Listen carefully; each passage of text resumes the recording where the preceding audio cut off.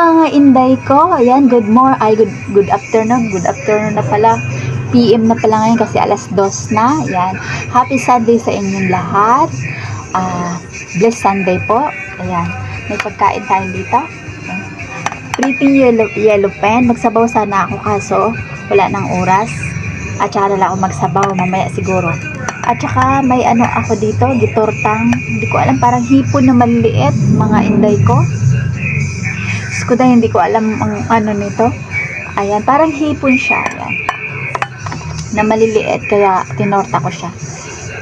Ito naman is isdang yellow pen. Ayan. Ito naman, may pipino tayo. Ayan. May sausawan. Kain na tayo. Ayan. Medyo busog pa ako, kaso gusto ko lang mag-vlog kasi wala akong i-upload.